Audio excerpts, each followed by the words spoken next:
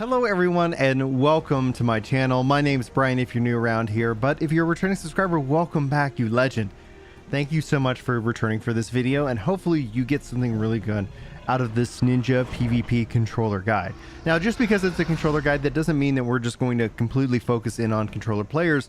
We're going to do a deep dive in all the skills, how they work, what you really need to know about the Ninja when stepping into PvP in Final Fantasy XIV. Now, all that being said, we will also cover my layout, my cross hotbar, all of that, and talk about everything that you need to know, especially from a controller player perspective, hopefully to give you guys the edge in both comfort and in lethability, as a word that I'm going to go ahead and make up for this video itself. If you guys are new to the channel and you haven't already subscribed, like, favorite, subscribe, and share, as it just helps this channel grow. It is focusing in on Final Fantasy XI and 14 content, so that's what you're going to get here: news, guides, and hopefully so much more. Hopefully you guys enjoy these videos. But without further ado, let's go ahead and dive in and get you started playing PvP as a ninja. First and foremost, I would actually recommend that you head out to the Wolf's Den Pier. It's out here in the Limsa Lamenza area. You'll get a quest at level 30 that will bring you out here. Note that you stepping into the zone will automatically change to your entire PvP setup. So PvP and PvP are completely separate. So your skills, your hotbars, all that's going to be completely changed, and heading out to the Wolf's Den Pier is an excellent way to test that out. In fact, you actually have some striking dummies and a place called the Dueling Circle, which is really a square that you can test out your skills one-on-one. Now I'm going to direct you over to the PvP profile, where you'll see Job and Quick Chat. Job is where all your skills essentially will be set. You can always press down on the L1 and then right click to actually turn your mouse or turn your controller right stick into a virtual mouse cursor if you wanted to drag and drop your skills by holding down the left trigger, etc. It does take a little bit of time, but if you do actually have access to a mouse that will be faster, pressing L1 and down on the R3 stick will actually take you out of that mode. But overall, this is where you're going to set your skills. The majority of skills are not actually set, especially for the ninja, but we'll go ahead and cover it here. You have your Algian Edge combo, which essentially I've got set right there, but we'll cover my cross hotbar setup here in more a minute. This is essentially going to have these skills upgrade. This is like a 1200 potency combo, and note when you talk about potency in PvP, this says 5000 potency on screen. That's actually translating into 5000 hit points, because armor mitigation doesn't actually apply in Final Fantasy XIV PvP. But note that they could mitigate it with guard and other different buffs, so and you can also enhance it with your own skills. So that is essentially its base damage. But this is going to be a 1200 potency combo, starting with Spinning Edge at 3000, Gust Slash at 4000, and Algian Edge at 5000 potency. Then you have Fuma, and forgive me if I butcher any of the names, it's not intentional. I just struggle with like dyslexia, and with the samurai and the ninja specifically, I really do get tripped up. This is going to deliver a ranged attack with a potency of 6000. It's got 3 charges and a 10-second charge time. Then you've got Mug. This delivers an attack with a potency of 2000. It's going to increase damage the person takes by 10%. It's going to last for 10 seconds. It also reduces the cast time of Fuma by 10 seconds. So this is going to enhance this. So basically giving you a free charge of that. Note that you're going to inflict more damage, so that's going to increase more damage that Fuma does as well. So you want to think about Mug, especially when in terms of from a 10-second window, like where that's going to maximize out your damage. But 2000 potency as the initial attack. Then you have 3 Murdra. This is going to allow you the execution in ninjutsu. It's going to last for 10 seconds. You get 2 charges, and it's got a 15-second recast time, and this will actually change its ability, and we'll talk about ninjutsu here in just a second. Then you have Bushin, a 30-second recast. For up to 5 attacks, your shadow becomes animate, attacking enemies each time you execute a weapon skill. Shadow attack potency will match that of your weapon skills, but will be halved when executing Fuma or Assassinate. So you get basically the same damage for everything except for those 2 abilities. It creates a shadow that also absorbs damage equivalent of an 8000 potency heal, and that's going to last for 10 seconds as well. So this is really powerful, so don't be sleeping on Bushin. Then you have Saguchi. This is going to move quickly to this specific location. It's going to grant Hidden, blend in with your surroundings, making it impossible for enemies to see or target you. Effect ends upon using an action other than sprint or upon taking damage from the enemy. Cannot be executed obviously while you're bound. Action changes to Doten when under the effect of 3 Murda, so just pay attention for that one as well. Then you have your Limit Break Celadon. Rushes the target and delivers attack with a potency of 10,000. incapacitating foes whose HP is below 50%. Afflicts target with Death's Link. Defeating an enemy with this action or one under the effect of Death's Link will grant your Sultan Tenshu ready, allowing for a second execution of this action.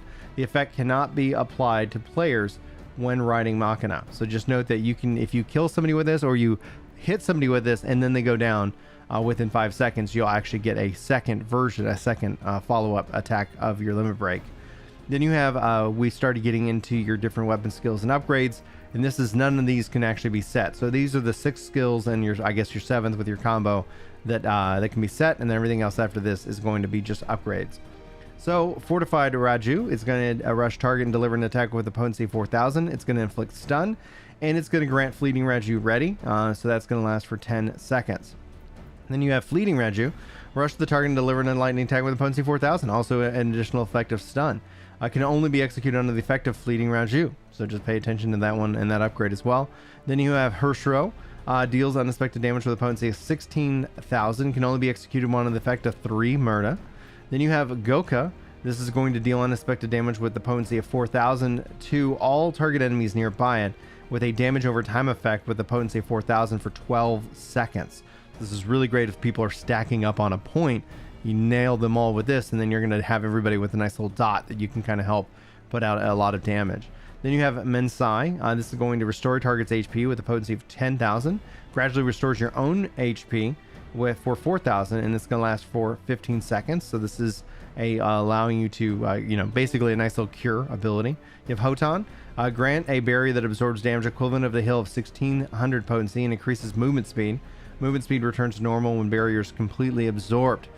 So this is really powerful, especially when trying to close the gap and get around as a ninja. You have Doten, creates a patch of corrupted earth under the feet, dealing damage with a potency of 2,000 to enemies who enter. So it'll last for 10 seconds. Then you have Hala Nunzai. All enemies standing in the corrupted earth of Doton take additional damage with this potency of 2,000. It requires the execution of a weapon skill, Horosho or Goka, and it's also going to inflict them with heavy at 75%.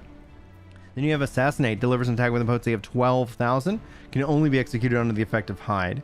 And this is where then we get into our standard abilities, our full cure, geez Louise, standard issue elixir, basically 5 second recast and almost 5 second heal. Your recuperate instant heal ability, it's going to use 2,500 of your potency. I highly recommend you have this on your bar. Purify, this is going to remove any of the detrimental effects that are inflicted on you with a 30-second recast. Guard's going to reduce damage taken by 90% and is going to grant immunity to these other effects as well. And then finally you have Sprint, which I currently macro. And I'm going to show you a couple things on the macro side of things before we actually get into the functionality. From a macro for PvP, for Saguchi, I actually have that macroed in 2 ways. Both to the target that I'm targeting and to a no target. And I'll show you guys how that ultimately works when I have a target and when I don't have a target, how that functions. And that's kind of important. And then finally, under my movement, I actually have PvP action Sprint.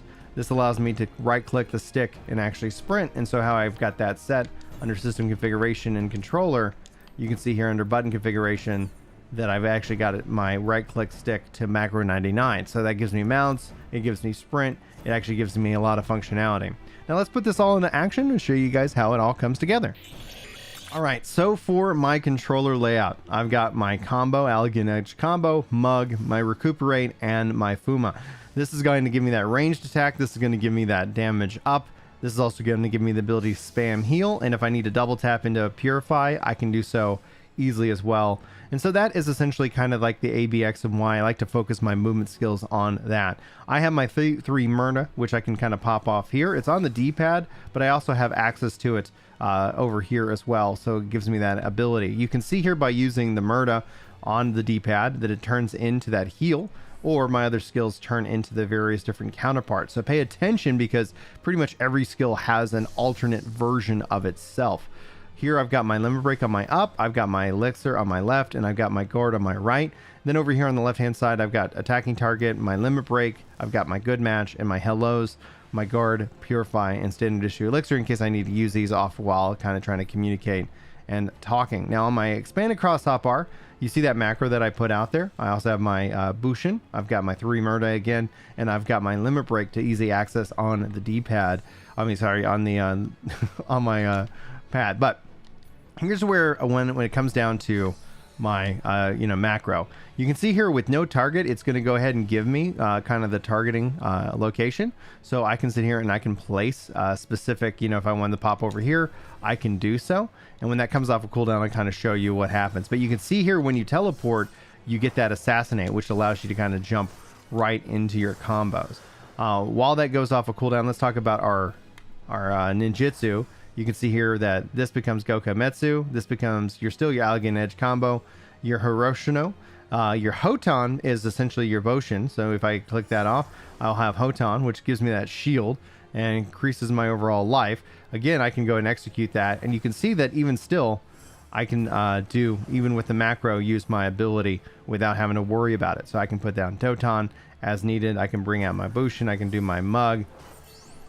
And then I can start rocking and rolling on my attacks as needed. Now, I would recommend make sure that you're doing your ninjutsu because you can actually put out a lot of damage. And then if I want to go ahead and finish them off, I can do so. And being that I didn't clear the target dummy in this case, I did not get that additional limit break. So using your limit break very wisely is going to actually maximize its impact. Otherwise, it is still a big hit, but it's not as big as a hit as Assassinate. So you want to be still, while attacking, to be using your Assassinate and doing your Boshin and so much more, so that you're actually maximizing out your abilities.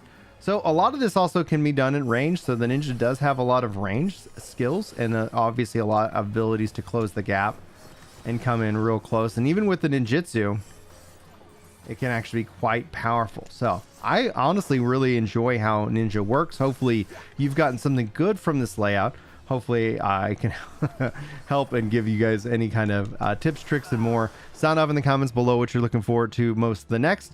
And thanks so much for watching. Hopefully you have a great day, and hopefully I'll see you in my next guide. But until then, take care. Yeah. It's time to chill out on the couch and read some comments. That's right. You know me when it comes to Destiny. I'm off with a clan, and I'm glad you're feeling better. Oh yeah.